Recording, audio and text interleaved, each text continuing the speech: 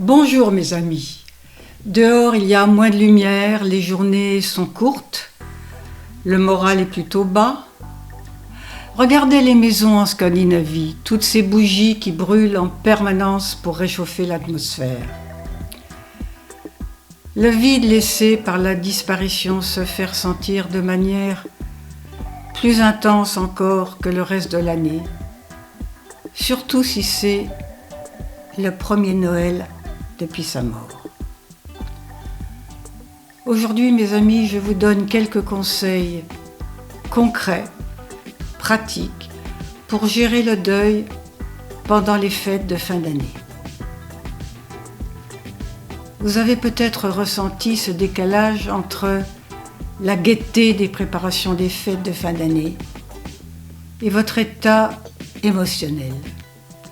Dans les rues, c'est l'euphorie, les cadeaux, les lumières, les décorations, le Père Noël, les guirlandes.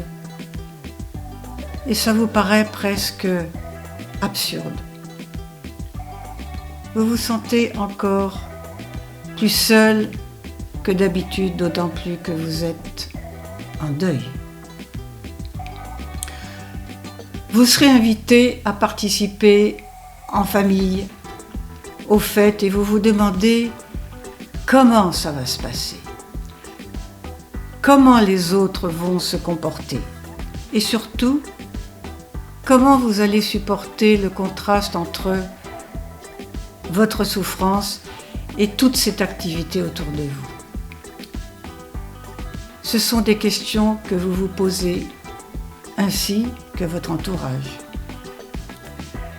Donc le premier conseil, c'est de créer son rituel personnel.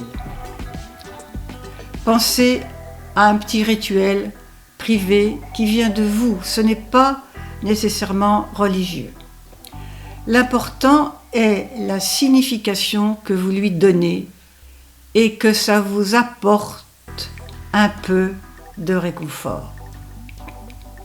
Chez vous, dans le jardin, dans la nature, organisez votre petite fête à vous. C'est un moyen de se remémorer, d'honorer cette personne. Ces gestes sont simples. Vous êtes seul, sans aucun témoin. Osez par exemple verser quelques gouttes de son eau de toilette préférée. Portez son pull qui garde son odeur. Ah, cette odeur de tabac amsterdamer. Allumez une bougie. Écoutez son morceau de jazz préféré.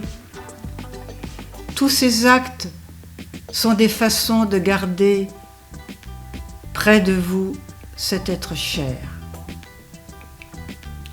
Le deuil va suivre son cours et vous savez qu'il sera long. Parlez-lui, racontez-lui une anecdote qui vous faisait rire tous les deux. Ça fait du bien de rire. Le conseil numéro 2, c'est d'inclure la personne aimée dans les célébrations. Les traditions que vous et votre famille ont partagées jusqu'à maintenant vont changer. Certaines vont disparaître et d'autres naître. La perte d'un proche implique une remise en question de ces rituels de fête. Il faut laisser passer du temps pour que la douleur se transforme petit à petit en nostalgie. Il ne faut pas ignorer la personne disparue. Tout comme je vous parlais d'un rituel personnel avec vos proches, trouvez une façon de célébrer, d'honorer votre être cher. Au milieu de la table, on aura placé un verre de champagne, nos origines. Au lieu de partager les cadeaux traditionnels, on peut partager des souvenirs. Vous vous souvenez ?